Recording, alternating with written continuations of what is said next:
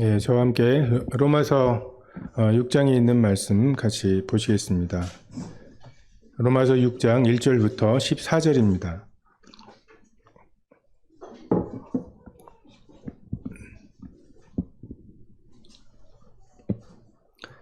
(1절부터) 14절까지 함께 교독하도록 하겠습니다. 6장 1절 제가 먼저 읽겠습니다. 그런즉 우리가 무슨 말을 하리요? 은혜를 더하게 하려고 죄에 거하겠느냐?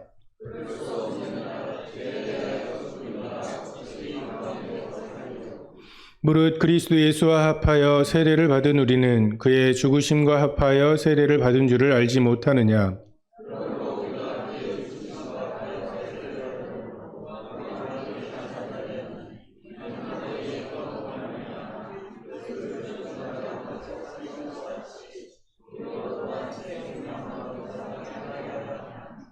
만일 우리가 그의 죽으심과 같은 모양으로 연합한 자가 되었으면 또한 그의 부활과 같은 모양으로 연합한 자도 되리라.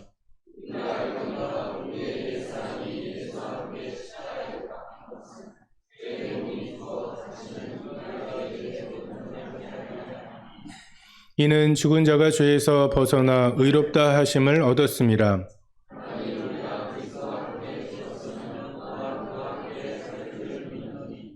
이는 그리스도께서 죽은 자 가운데에서 살아나셨음에 다시 죽지 아니하시고 사망이 다시 그를 주장하지 못할 줄을 알미로라.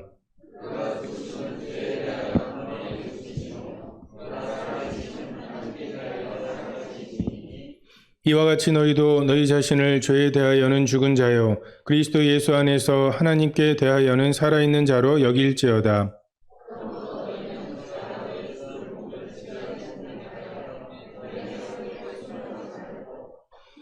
또한 너희 지체를 불의의 병기로 죄에게 내주지 말고 오직 너희 자신을 죽은 자 가운데서 다시 살아난 자와 같이 하나님께 드리며 너희 지체를 의의 무기로 하나님께 드리라.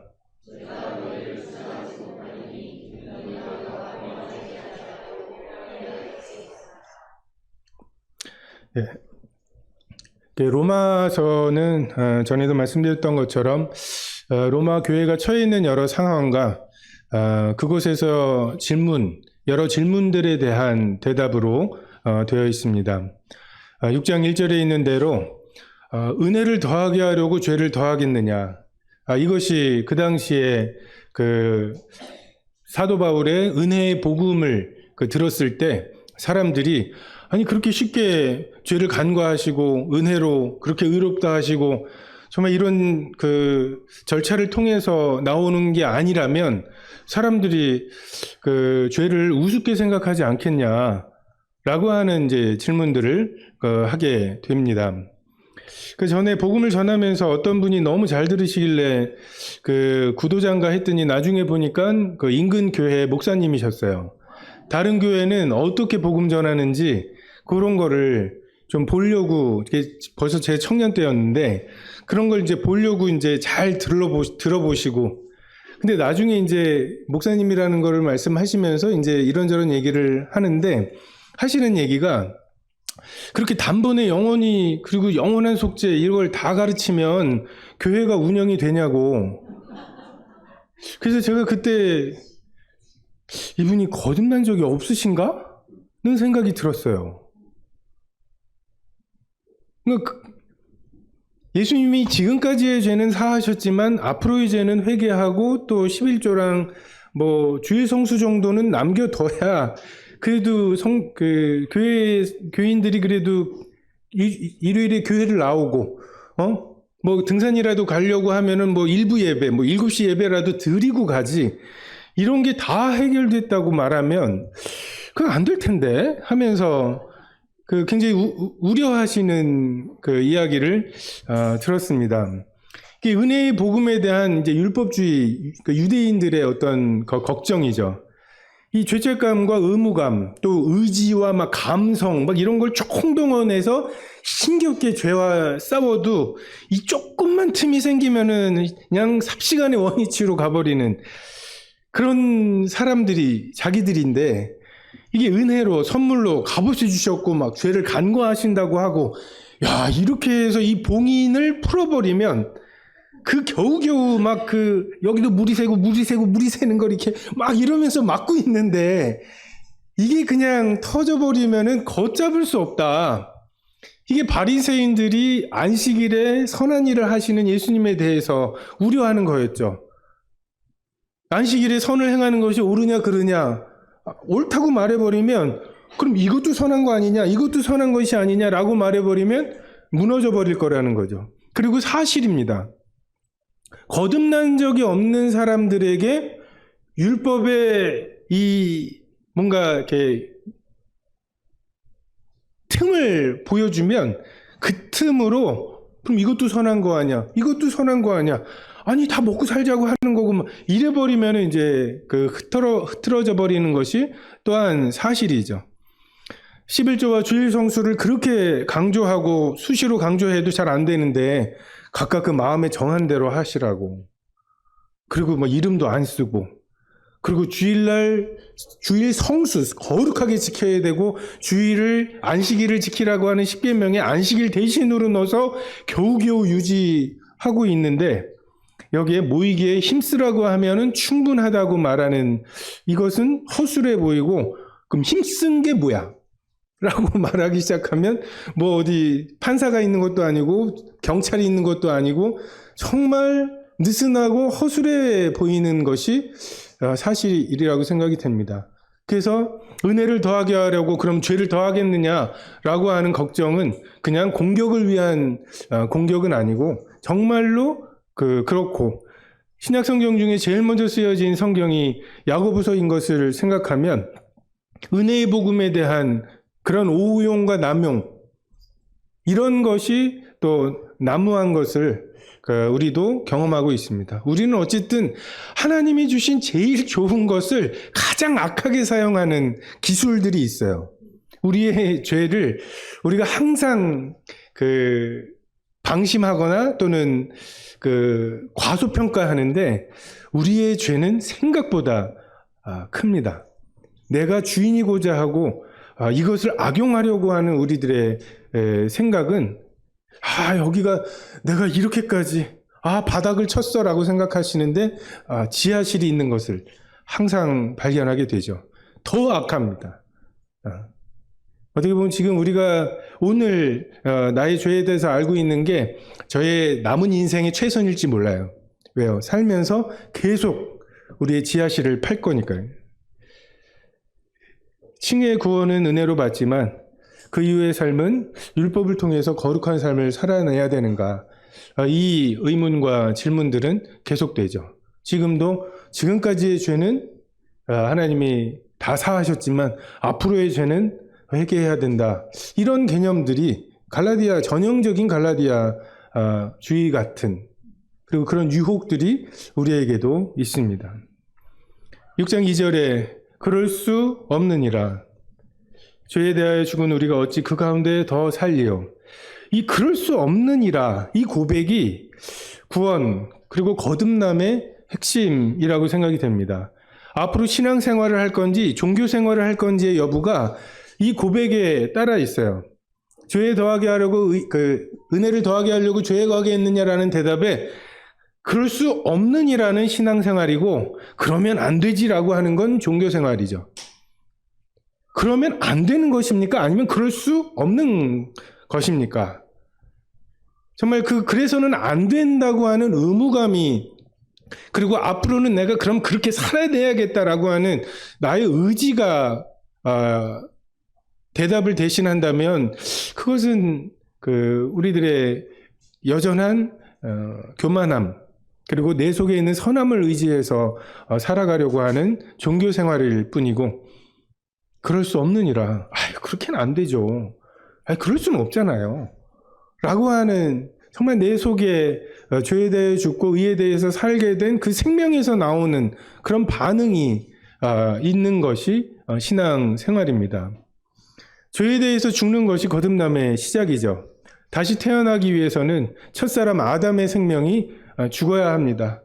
먹음직 보암직 죄롭게 할 만큼 탐스러움으로 선택하는 우리들의 내가 주인 되고자 하는 그 욕심이 죽어야 새로운 성령의 다스리심, 그리스도의 다스리심, 이것을 살 수 있습니다. 아담의 생명을 유지한 채로 모태에 들어갔다가 다시 나오더라도 그건 육으로 난 거예요. 육으로 난 것은 육입니다. 영으로 난 것이 영이고 물과 성령으로 거듭나지 아니하면 하나님의 나라를 볼 수도 들어갈 수도 없다고 분명하게 말씀하시죠. 죄에 대하여 죽었습니다. 죽으셨습니까? 감각이 없어지는 것, 사단의 유혹에 대해서 더 이상 반응하지 않게 되는 것, 정말 죽은 사람은 묻어도 되고 태워도 되는 이 정도가 죽은 것입니다. 의에 대해서 죽어 있을 때 우리는 하나님을 알되 하나님을 영화롭게도 아니하고 감사하지도 않았죠. 사형에 해당하는 죄인지들 스스로는 깨달을 수가 없는 지경이었습니다. 하나님을 사랑하지도 않고 이웃을 사랑하지도 않았어요.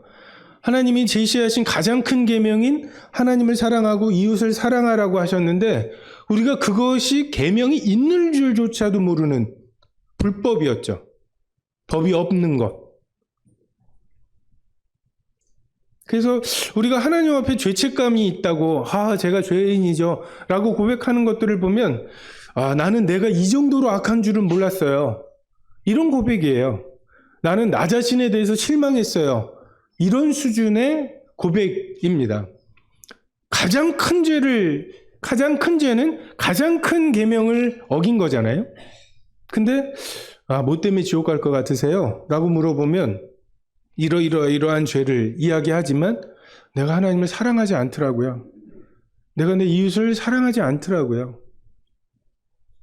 이게 정말 지옥 갈 죄잖아요. 가장 큰 죄이죠.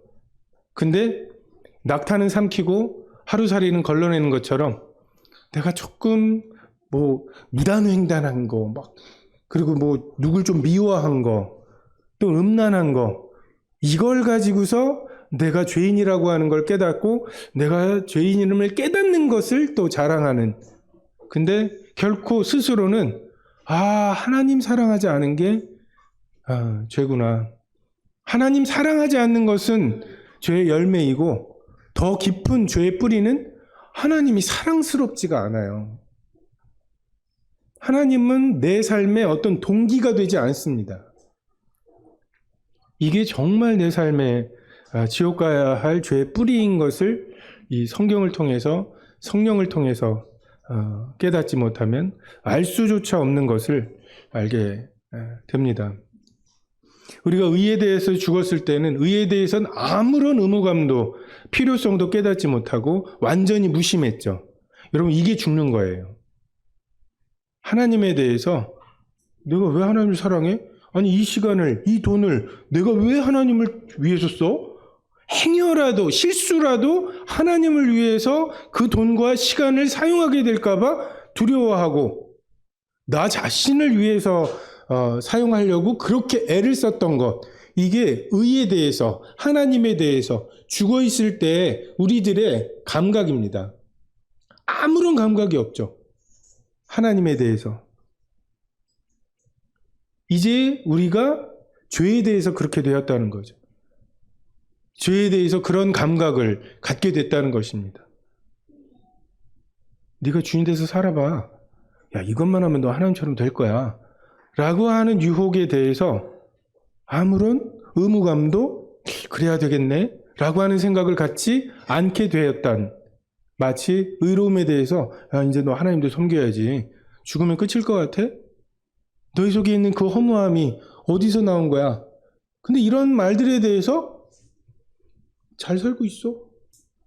아무런 생각을 갖지 않게 되는 그 죽음과 같은 죽음이 이제 죄에 대해서 그렇다는 것입니다. 이것만 먹으면 하나님처럼 된다고 하는 그 말에 대해서 맞아 라고 말하는 죄의 속성이 그 머리가 상하게 되었습니다. 이걸 먹으면 하나님처럼 될까 봐 못 먹게 하신 거라고 하나님의 성품에 대해서 속이는 사탄에 대해서 하나님 그런 분 아니야 라고 말할 이 생명이, 그 하나님에 대한 믿음이 우리 속에 생겼습니다. 뱀의 머리가 상한 것이죠. 그 죄의 권세가 사라져 버렸어요. 죄의 권세가 죄의 달콤함과 죽음에 대한 두려움인데 우리가 이것에 대해서 죽었습니다. 우리가 정말 신앙생활을 시작하기 전에 죄에 대해서 죽은 적이 있는지, 정말 죄가 아직도 우리에게 그런 유혹을 할 때 완벽하다고 말씀드리는 게 아닙니다. 완전 성화를 이루었냐고 말씀드리는 것이 아니라 정말 뱀의 머리가 상한 적이 있는가, 내 속에서 예전과 구원받기 전과 지금과 동일하게 죄의 유혹이 있을 때 그 죄에 대해서 정말 저항할 수 없는 노예 상태인지, 아니면 예전에 그 맛이 아닌, 거듭난 다음에 죄를 지을 때 거듭나기 전에는 그 죄가 너무나 나에게 중요한 동기가 됐고, 그것 때문에 내가 아침에 일찍 일어났고 밤에 늦게 자고 그것을 고안하고 그것을 설계하고 그것을 실행하는 게 내가 막 살아있는 어떤 느낌처럼 나의 주인이었다면, 지금은 자꾸만 브레이크가 걸려요. 그 죄를 설계하는 과정에서 그 죄를 실행하려고 할 때 그래도 되나? 뭐가 걸리적거리고, 주일날 예배 시간에 정말 그 예수님의 떡과 잔 앞에, 그 주님의 죽으심 앞에 내가 하려고 하는 것들이 드러날 때 견딜 수가 없게 되는, 뭔가, 그리고 애써서 그 죄를 짓고 났을 때에도 더 이상 그 죄가 나에게 흡족함을 주지 못하는, 이건가? 왜 맛이 이렇지?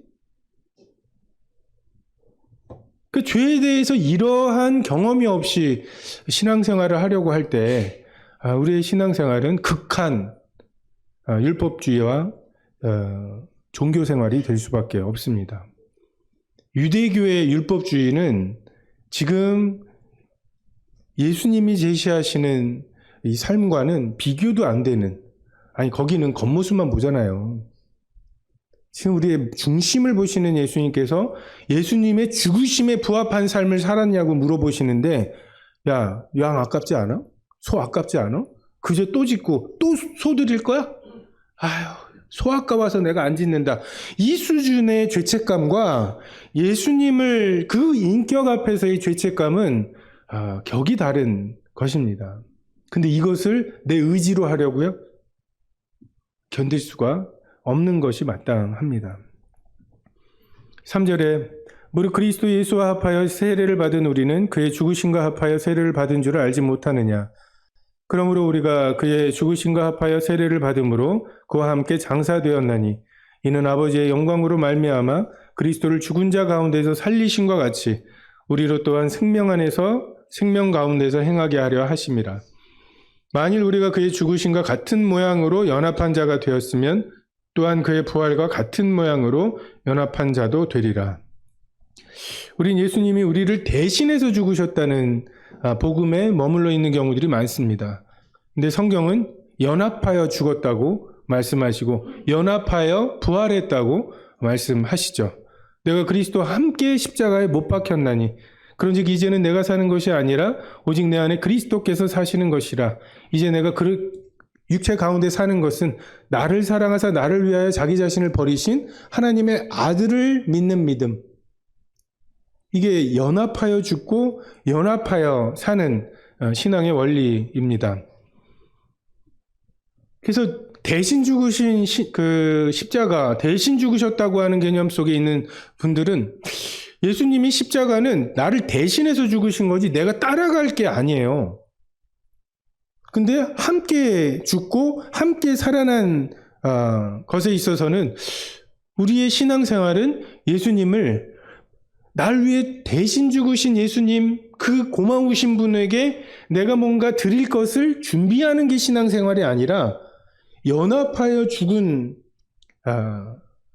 예수님과 이제 연합하여 산 우리가 예수님이라면 가셨을 그 길을, 그 십자가의 길을 함께 가는 것, 이것이 우리의 신앙생활입니다. 순종이 아니라 연합이죠. 생명과 호흡의 근원이신 하나님과 연합되어서 우리에게 새롭게 나오는 생명입니다. 지금 끊임없이 사도 바울은 너희 속에 있는 그 생명, 그 연합, 정말 그 하나님 앞에서 받은 그 고백, 그럴 수 없게 돼버린 우리들의 마음을 이야기하고 있죠. 우리가 죄와 연합했을 때 어떻게 했습니까? 자, 하나님 먹지 말라, 사탄은 먹으라고, 반드시 죽는다, 결코 죽지 않는다. 이 말 중에서 사탄의 말을 영접했죠. 그래서 우리는 사탄의 자녀가 되었습니다. 자, 사탄의 자녀가 되었을 때 어떠했습니까? 아, 이제 내가 사탄의 말을 들었어. 그러면 이제 내가 사탄의 말에 순종해야 되는 의무가 생긴 거야. 또는 그러면 하루에 적어도 내가 사탄의 자녀라면 하루에 적어도 죄를 한 5번 이상은 지어야 되지 않겠어? 우리가 이렇게 사탄의 종로 수술을 했습니까? 그냥 이성적으로 사탄의 말을 들었으니까 난 사탄의 죄야. 자, 외워. 사탄의 죄야. 사탄의 죄. 그러니까 사탄의 자녀야. 사탄의 자녀. 이렇게 외운 게 아니잖아요. 그죠? 사탄과 진짜 연합이 돼버리지 않았습니까? 영적으로 사탄과 연합이 되었고, 그냥 그 의무감이나 뭔가를 난 죄를 그래도 3번은 져야 돼. 이런 어떤 생각으로 산 것이 아니었잖아요. 그냥 죄의 속성, 그 사탄의 인격이 우리 마음에 심겨져 있었고, 그리고 그 거짓말의 아비인 사탄의 DNA가 우리 세포 하나하나에 입력이 돼 있었죠. 그리고 그 사탄의 소원, 정말 하나님을 대적하고 하나님보다 높아지려고 하는 그 사탄의 소원이 우리의 소원이 돼버렸잖아요. 정말 일체가 돼버렸잖아요. 이게 연합입니다. 다시 말해서 지금 죄 가운데 살고 있는 우리가 사탄에게 순종하고 있는 게 아니에요. 사탄과 연합되어서 사탄의 소원 자체가 내 소원이 되어서 나 하고 싶은 대로 하는 거예요. 근데 그게 사탄의 소원인 거죠. 이게 죄와의 연합입니다. 근데 이제 그리스도와 그 동일한 연합이 된 거죠. 하나님께로부터 태어난 우리가 이제는 하나님을 위해서 내가 살아야지 하는 의무감이나 또는 하나님을 기쁘시게 할 자신이 있어, 이런 자신감이 생긴 것이 아니라 예수 그리스도의 그 인격과 아버지 하나님을 기쁘시게 하고자 하는 그 예수님의 소원이 우리의 그 마음에 연합이 된 거죠. 그 아들의 믿음이 우리의 믿음이 된. 그래서 아들이시라면 하셨을 그 행동이 우리에게도 이게 가치 있어 보이게 되는 거죠. 그래서 4절에 우리로 또한 생명 가운데서 행하게 하려 함이라. 이 표현이 영어 성경에 보면 생명의 새로움 가운데에서 행하게 하리라. 자꾸만 율법을 기준으로 이걸 이렇게 강조해도 안 되는데 이게 그 율법의 섭리가 끝났다고 말해보면 어떻게 될까? 이 생각들을 하는 것은 굉장히 어리석은 거죠. 100년 전에 아직 자동차가 발명되기 전에 마차를 막 마부들이 끌고 다니고 막 이럴 때 자동차라는 게 다 생기면 이 마부들은 다 뭘 하지? 이걸 생각하는 건 되게 어리석은 거죠. 마부들은 실제로 다 없어졌죠. 하지만 그러면 다 굶어 죽습니까? 전혀 다른 어떤 경제나 뭐 이런 것들이 생긴 거 아니에요. 마찬가지로. 그 마을 몰던 분들이 공장 가서 일하기도 하고 하시겠죠. 근데 이거를 생각하지 못하고 그냥 마부가 마차를 운행하는 이 머릿속에서 이 짧은 생각 속에서만 생각을 하기 시작하면 아무것도 해답이 없는, 정말 생명의 새로움, 이것을 경험해 보지 않은 사람에게는 정말 그럴 수 없느니라. 그리고 그게 마땅하니라 라고 하면 그게 마땅하다고 여기는 성도들, 그럼 신앙생활이 복잡할 게 없어요. 그 주 안에서 마땅하다면 마땅한 거고, 주님이 힘쓰라셨어 그러면 힘쓰는 사람들, 그럼 말 세게 할 필요도 없잖아요. 근데 이 경험이 없는, 생명의 새로움을 경험한 적이 없는 사람들에게는 너무나 위험해 보이는 복음일 수 있습니다. 6절에 우리가 알거니와 우리 옛사람이 예수와 함께 십자가에 못 박힌 것은 죄의 몸이 죽어 다시는 우리가 죄에게 종노릇하지 아니하려 함이니 이는 죽은 자가 죄에서 벗어나 의롭다 하심을 얻었습니다. 옛사람을 처리하시는 하나님의 방법은 십자가에 못 박으시는 것이었습니다. 아무런 개선의 여지가 없다는 하나님의 심판입니다. 그 장대에 달린 놋뱀, 그것을 보는 것 외에는 내게 소망이 없다고 하는, 정말 그 사람들만 장대에 달린 놋뱀을 보기 위해서 광야로 오죠. 그렇지 않은, 자기에게 조금이라도 소망이 있는 사람들은 결코 놋뱀에게 오지 않습니다. 예수님의 죽으심이 자기의 죽음으로 비춰진 사람들, 내가 달렸어야 되는데, 정말 바나바인 나 대신에, 바라바인 나 대신에 예수님이 달리셨구나 라고 하는 것이 믿어진 사람들, 그분의 인격 앞에서 내가 이게 기준이라면 내가 죄인이라고 하는 것이 깨달아진 사람들, 내가 죽었어야 했다는 죄를 깨달은 사람들이 그리스도와 함께 십자가에 못 박힌 사람들입니다. 그리스도와 하나가 된 사람들. 죄의 몸이 멸하게 되는 것, 정말 죄의 본체가 있죠. 우리 속에 그 뿌리가 있습니다. 하나님께서 그 뿌리를 죽이시는 거예요. 죄의 소욕, 죄의 본체가 소멸되어 가는 과정이 성화의 과정입니다. 그 칭의는 죄의 형벌에 대한 공포, 죽음에 대한 공포, 그리고 죄책감과 두려움, 부끄러움, 이것으로부터 벗어나게 하시는, 그래서 빛이신 하나님께 담대히 나아갈 수 있게 하신 것이 칭의의 구원이라면, 성화는 칭의의 구원을 통해서 우리 마음에 심으신 그 생명의 새로움, 그 감각이 있잖아요. 우리가 왜 음식물 쓰레기에 유혹을 받지 않습니까? 전 지금까지 음식물 쓰레기를 먹어본 적이 없어요. 그게 제 의지입니까? 냄새가 나잖아요. 눈으로 보고. 그러니까 하나님께서 생명을 통해서 눈으로 보게 하시고 냄새로 맡게 하시고, 그게 실수로라도 한 입이라도 내 입에 들어가면 정말 다 뱉어내게 만드시는 이 새로운 생명의 감각으로 제가 그것에 유혹을 받지 않고 한 번도 그 음식물 쓰레기를 먹지 않고 지금까지 살아올 수 있게 만드시는 것처럼, 주님께서 사형에 해당하는 죄들에 대해서 사형에 해당하는 죄로 여기게 하시고 냄새가 나게 하시고, 반대로 지금까지는 행여 한 걸음이라도 이 십자가의 길로 가게 될까봐 두려워하던 우리들에게 이제 그 주님과 함께 가는 십자가, 그 길에 영생, 하나님과의 추억이 있음을 경험하게 하셔서 여전히 내 뜻대로 마시고 라는 기도가 나오지만, 결국은 이 잔을 옮겨달라고 하는 기도가 나오지만, 결국은 내 뜻대로 마시고 아버지의 뜻대로 되기를 구하게 하셔서 십자가의 길을 가게 하시는, 이게 새로운 감각이죠. 죄에 대해서 죽은 우리가 의롭다 하심을 받았다.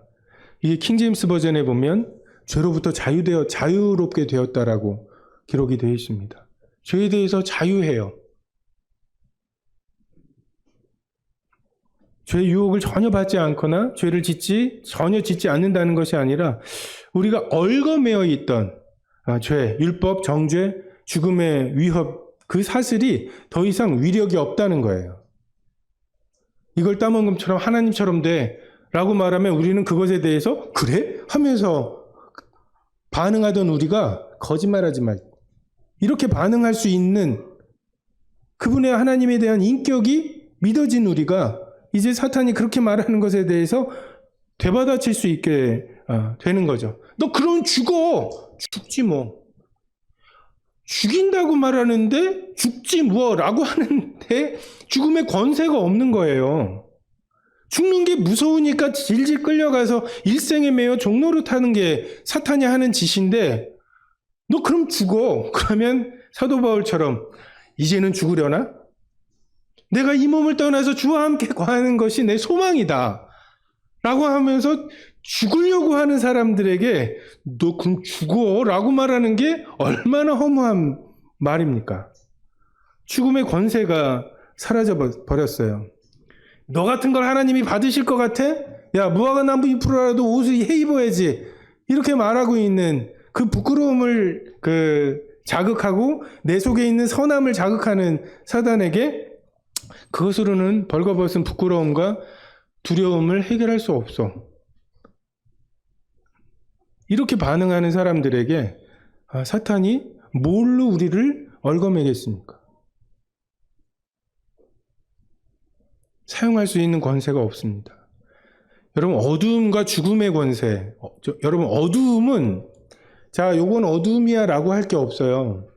빛이 없는 것을 어두움이라고 이름을 붙여놓은 거예요. 다시 말해서 어두움은 그 자체가 무언가 존재하는 게 아닙니다. 죽음도 마찬가지죠. 생명이 없는 상태를 죽음이라고 이름을 붙여놓은 거예요. 그 사탄의 죽음과 어두움의 권세는 사실 실체가 있는 게 아니에요. 어두움에 빛이 가잖아요? 그럼 어두움이 빛을 어떻게 할 수 있어요? 빛이 없는 것을 어둠이라고 이름을 붙여놓은 것 뿐인데 빛이 임하면 어두움은 사라져버릴 수밖에 없어요. 생명도 마찬가지입니다. 생명이 임했는데 생명이 없는 상태일 뿐인 그 죽음이 무슨 권세가 있습니까? 죄의 달콤한 유혹 더 이상 달콤하지 않죠. 왜요? 생명나무를 맛보았기 때문에. 예전처럼 죄가 충분한 동기가 되지 않는 것, 이게 죄로부터 자유롭게 된, 죄로부터 의롭게 된 우리들입니다. 내 속에 법이 생겼습니다. 예수님이라면 그렇게 안 하셨을 텐데 이것이 나의 기준이 되어버렸고, 그래서 우리가 죄가 여기까지는 아직 넘은 건 아니야. 너 만지기만 한 거잖아. 이렇게 말하는, 만지기만 한 거예요 하면서 하나님에게 대적하던 우리가 이제 태도가 바뀌어서 어떻게 하면 생명나무, 동산 중앙에 있는 그 생명나무를 추구하게 될까? 영생을 얻게 될까? 강도 만난 자를 자비를 베푸는 거구나. 그것에 대해서 고민하는 수준이 되어버렸어요. 어떻게 하면 강도 만난 자를 자비를 베풀 수 있을까? 이걸 고민하고 있는 동안에는 이 선악을 알게 하는 나무 따먹고 네가 하나님처럼 되라고 하는 이 말들이 아예 들리지가 않아요. 미안, 바빠서 이렇게 무시가 되는 거죠. 이것이 합당합니다. 채용 공고가 떴어요. 나를 위해서 일해주면 사망을 주겠다고. 죄삭시 사망이죠. 하나님 없는, 하나님께 의지하고 의탁할 필요가 없는 그런 삶을 살게 해주겠다. 징기스칸 같은, 알렉산더 대왕 같은. 정말 손만 대면 그것이 엄청난 성공이 되는, 그들의 그 재물은 소원에 지나는 이런 삶을 살게 해주겠다. 이런 채용 공고가 뜨면 다들 그것에 혹하죠. 그래, 그런 삶. 내가 항상 주인일 수 있는 삶. 내가 뭐든지 내 마음대로 할 수 있는 삶. 그래서 하나님은 필요도 없고 하나님과의 관계도 필요 없고 하나님과의 추억도 사귐도 아무것도 필요 없는 정말 그 온전한 사망. 이게 죄가 우리에게 제시하는 채용 공고인데 우리가 이제 더 이상 그것에 매력을 느끼지 못한다는 거죠. 야, 다 줄게. 야, 뭐 필요해? 육신의 종욕? 안목의 종욕? 이생의 자랑? 내가 다 채워줄게. 그러는데 혹시 아버지의 사랑이 있나요? 아버지의 사랑은 없어. 그럼 제가 찾던 데는 아니네요. 이게 우리의 새로워진 생명의 모습입니다. 만일 우리가 8절입니다. 우리가 그리스도와 함께 죽었으면 또한 그와 함께 살 줄을 믿노니 이는 그리스도께서 죽은 자 가운데서 살아나셨음에 다시 죽지 아니하시고 사망이 다시 그를 주장하지 못할 줄을 알미로다. 부활하신 그리스도를 사망이 어찌할 수 없죠. 딱 마찬가지로 부활하신 주님과 연합되어서 부활한 우리는 사망이 어찌할 수가 없습니다. 주장할 수가 없습니다. 부활은 마르다가 고백했던 것처럼 장차 우리도 다 부활하고 나사로도 부활할 것입니다. 이런 부활이 아니죠. 우리의 매일매일의 삶에 거듭 태어나는 것, 옛 아담의 생명이 죽고 그리스도라면 어떻게 하셨을지 이것이 부활하는 것, 이것이 우리에게 있어서 부활의 모습이고 교리입니다. 강도를 만났어요. 죽어가요. 다 뺏겼어요. 아직 강도가 있을 것 같아요. 이건 내 포도주고 내 기름이고 내 짐승이에요. 근데 옛 아담의 생명은 야 빨리 지나쳐가. 어디에서 또 너를 죽이려고 강도가 아직도 여기 있을지도 모르잖아. 근데 그 옛 아담의 생명을 죽이고 예수님이라면 그 강도 만난 자에게 했을 법한 일을 하는 것. 이게 예수님이 나를 통해 부활하시는 거고 내가 그리스도와 함께 부활한 그 하루를 사는 모습이죠. 그래서 부활은 우리의 삶에서 매일매일 경험되는 것이어야 되고 그리고 그것을 통해서 우리가 어찌하여 영생을 얻으리이까? 어찌하여 하나님의 생명을 얻게 되리이까? 어찌하면 영원한 것을 얻게 되리이까? 자비를 베풀라고. 너도 가서 그와 같이 하라고.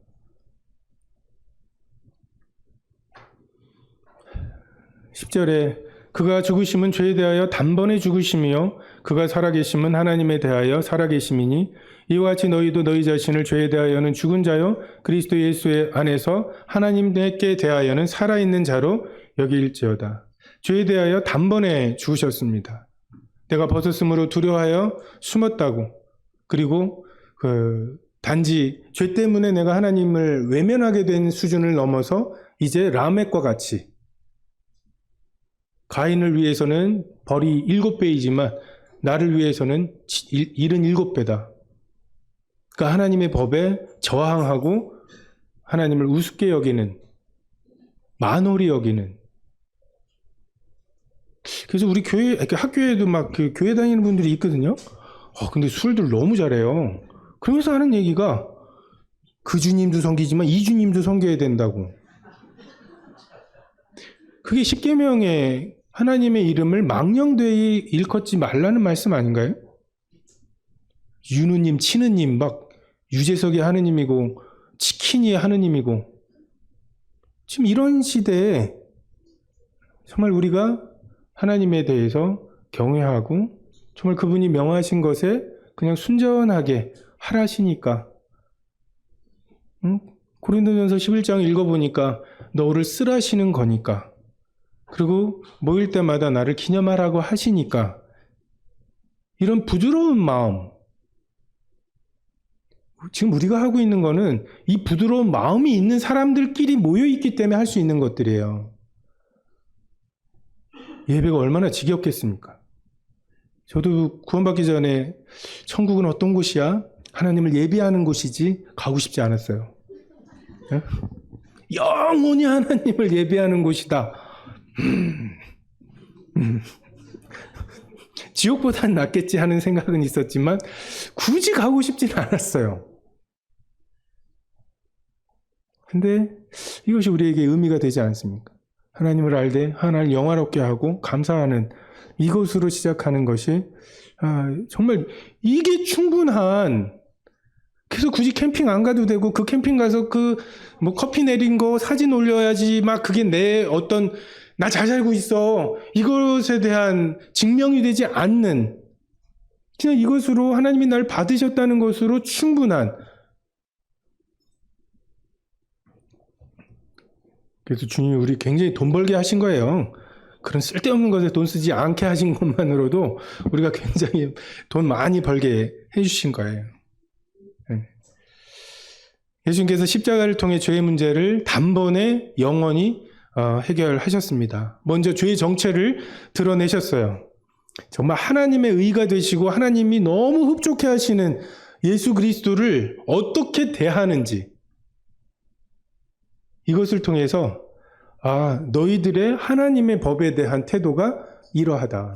그것도 가장 율법을 잘 지키는 사람들, 그 사람들을 통해서 예수님이 십자가에 못 박히셨고, 의에 대하라 함은 내가 아버지께로 가니 그들이 다시 나를 보지 못할 것이며, 예수님이 하나님의 의로움의 기준이 되셨는데 우리가 그분을 어떻게 대했는지 빛을 대하는 태도를 보면 알죠. 정말 자기 어두움이 드러날까 봐 빛으로 나오기를 싫어하는 그 수많은 사람들, 그것을 통해서 죄에 대해서, 의에 대해서, 심판에 대해서 세상을 책망하고 계십니다. 예배 시간이 지겨운 것, 이것이 여러분의 죄입니다. 예배 시간에 하나님께 드릴 것이 없는 것, 하나님을 알 때 하나님을 영화롭게 할 것도 감사할 것도 없는 것, 이것이 우리의 죄의 뿌리입니다. 이 죄를 드러내셨죠. 우리의 죄의 문제가 실수나 어린 시절에 양육을 잘못 받아가지고 이런 것이 아니라 하나님과 새로운 임금 예수 그리스도께 대한 반역의 문제임을 드러내셨죠.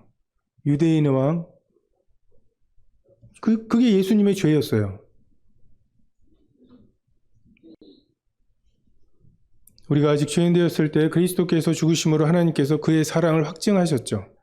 이를 통해서 하나님께 대한 두려움과 부끄러움, 이 죄의 문제가 해결이 되었습니다. 정말 자기가 얼기설기 만들어 놓은 무화과나무 잎을 엮은 그 옷으로 내가 벗었으므로 두려워하여 숨었다고 말했던 아담과 하와에게 가죽옷을 가지고 오셨을 때, 그리고 그것을 아담과 하와가 입을 때 더 이상 내가 하나님 앞에 벗었으므로 두려워하지 않아도 된다고 하는 이러한 확신을 갖게 됩니다. 빛이 그런 식으로 빛 가운데 우리가 가게 되면 어두움은 이기지 못합니다. 사탄의 이 전략은 이 어두움을 빛으로 갖고 가지 못하게 하는 거예요. 여러분도 여러분 속에 있는 죄의 문제, 유혹의 문제, 이런 것들을 해결하고 가려고 하는 게 사탄의 유혹이고, 근데 그것에 대해서 맞아, 이건 해결하고 가야 돼, 이게 우리의 교만이에요. 그냥 그거 그대로 제가 이렇습니다, 이런 유혹이 있습니다, 나 저 인간 꼴보기 싫습니다, 이것에 대해서 이래야 마땅하다는 거 아는데 이렇게 해야 할 것 같은, 도저히 이렇게는 못하겠습니다. 그냥 그 말을 다윗의 시편처럼 그냥 하나님께 아뢰는 것. 저들의 자녀들은 빌어먹게 해주시고, 그 시편이 있잖아요. 굳이 그걸 남겼잖아요. 그 주님 앞에서 하시라고요. 그 말들을 옆 사람하고 가가지고서 하지 말고, 저 빌어먹을 이렇게 말하지 마시고, 그냥 하나님 앞에서, 우리가 하나님 앞에 가릴 게 있어요? 개인적으로 단둘이 기도하면서 거룩하시고 무소부지하시고 이럴 필요가 뭐가 있어요? 아빠, 아버지라고 부를 수 있게 아들의 영을 우리에게 주신 분 앞에서 우리 속에 이런 게 있고 저 인간 어쩌고만 하면서 하시라고요. 그리고 그것으로 그냥 해결을 받으시고, 옆 사람한테 하면은 마음이 후련한데 하나님한테 하면 후련하지 않은 거, 하나님이 살아계신 걸 믿으시는지 한번 다시 돌아보세요. 옆 사람한테는 되는데 왜 하나님한테는 안 되나요?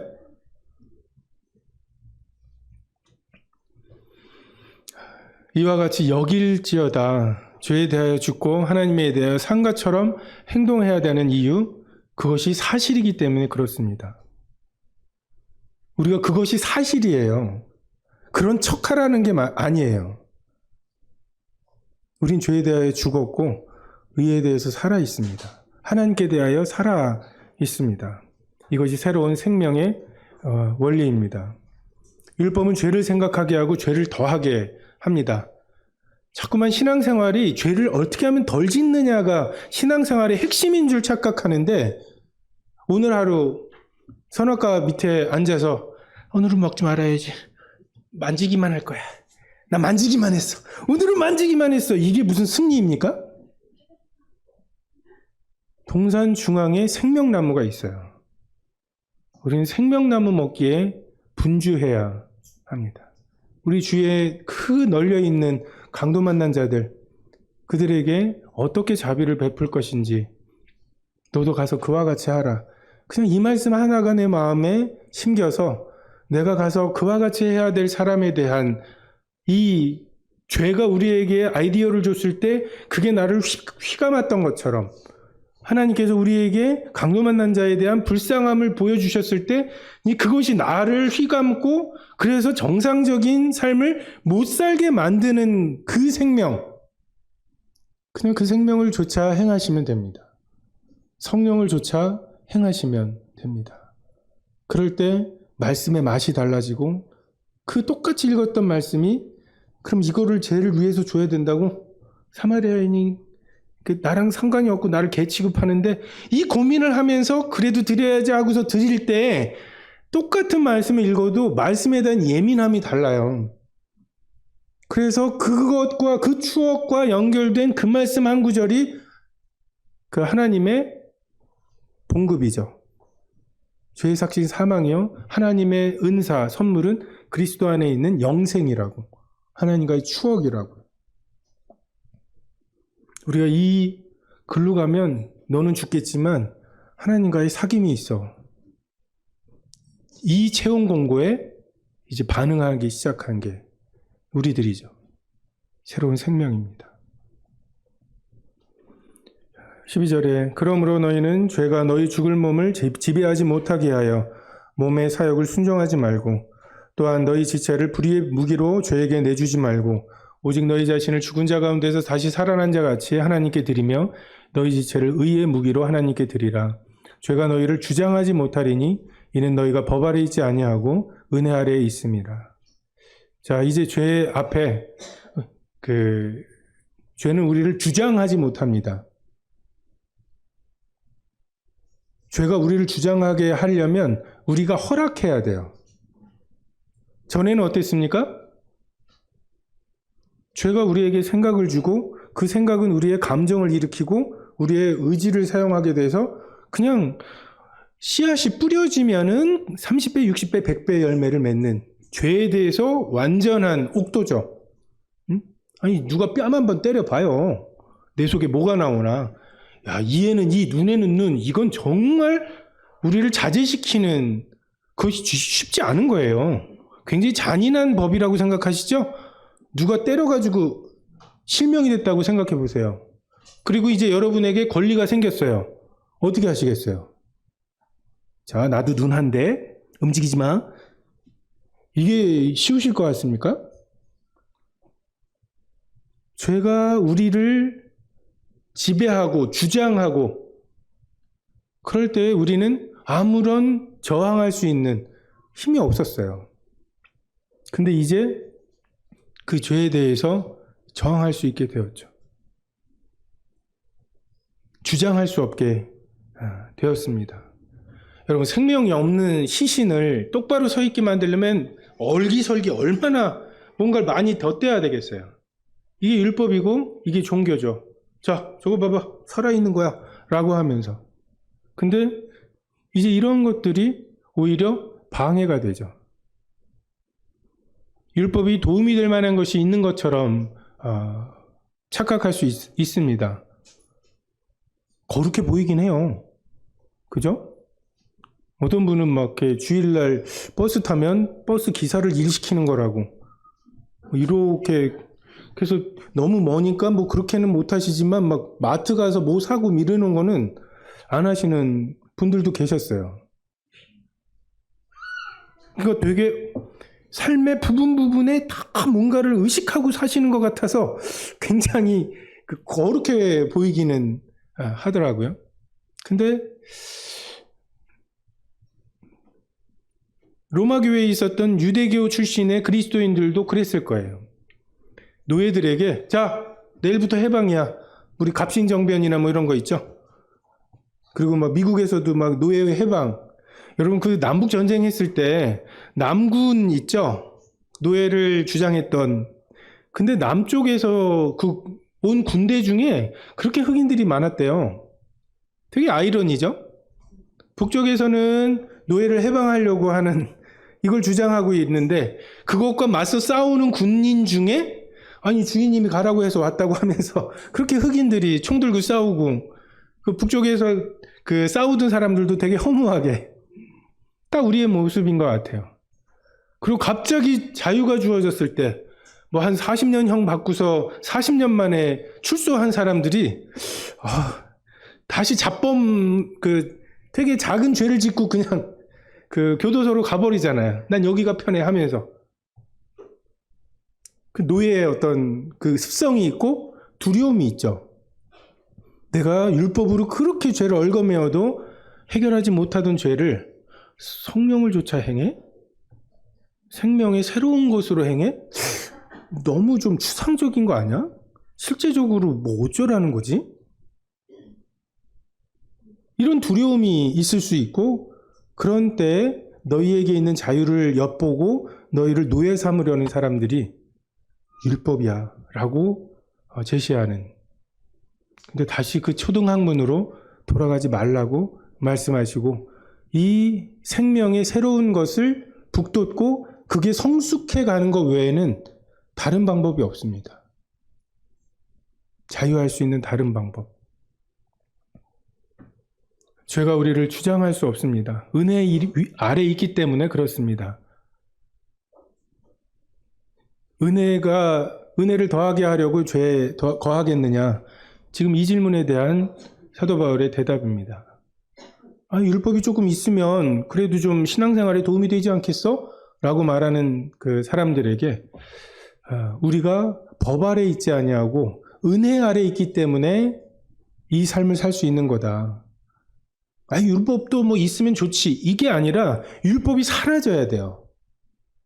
그리고 온전히 은혜 아래에서 우리가 행동해야만 우리가 성장해 갈 수 있고 성숙해 갈 수 있고 자유로울 수 있고 그 자유로움 속에서만 하나님을 섬길 수 있고 경험할 수 있습니다.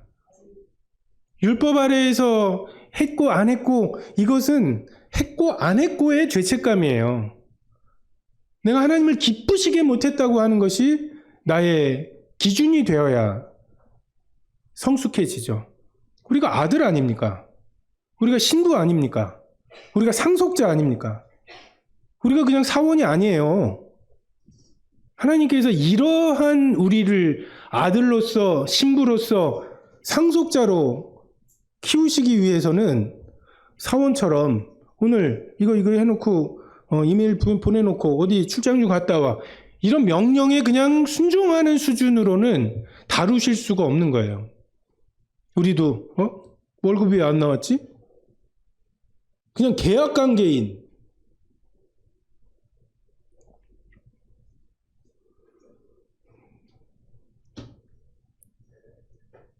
은혜를 더하게 하려고 죄에 거하겠느냐? 은혜 하면 죄를 더 짓지 않겠냐고, 방종하지 않겠냐고, 믿음이 있다고 말하면서 막 행동은 안 하는 이런 사람들 막 벌써 생겨나잖아. 조금만 자기가 껄끄러운 거를 말하고 그러면 그냥 그 율법주의적이라고 막 말하고 우리도 그런 경험이 있지 않습니까? 그래서 율법은 좀 필요하지 않냐라고 말하는 사람들에 대해서 은혜 아래에 있어야 된다고. 그래야 죄가 우리를 주장하지 못한다고. 율법을 강력하게 막아야 죄가 더해지지 않고 죄를 해결할 수 있는 게 아니라 죄를 단번에 처리하신 그분의 십자가의 대속의 사역의 의미와 그리고 우리가 은혜 아래에 있어야 죄를 더하게 하지 않을 수 있고 죄가 우리를 주장하지 않게 할 수 있다. 여러분 이게 경험되셨습니까? 이 한 사이클만 정말 율법이 아니라 하나님을 기쁘시게 하려는 것 때문에 내가 결정하고 행동하고 그 행동한 것 때문에 하나님과 누리게 된 사귐과 그 사귐 때문에 이 행동을 더하게 만드는, 아이가 태어나서 배고프니까 울고 울다가 자고 자다가 배고프면 또 울고, 이게 성장의 그 어떤 순환이지 않습니까? 근데 정말 생명의 새로운 것이 울고 그것이 갈증을 느끼고 그것 때문에 내가 지나쳐가고 싶지만 이 강도 만난 자를 짐승에 태우고, 그리고 그 과정을 통해서 하나님 이런 분이시구나, 영생을 경험하고, 그게 반복이 될수록 십자가로 결정하는 것이 조금씩 수월해지는 것, 그리고 성령님의 생각과 나의 생각이, 성령님의 감정과 나의 감정이, 그리고 성령님의 의지와 나의 의지가 조금씩 조율이 되고, 그래서 마치 죄가 생각하면 나는 행동했던 것처럼 성령께서 생각하시면 나는 행동하게 되는, 이 성숙해가는 이것이 생명의 새로움입니다. 기도하시겠습니다.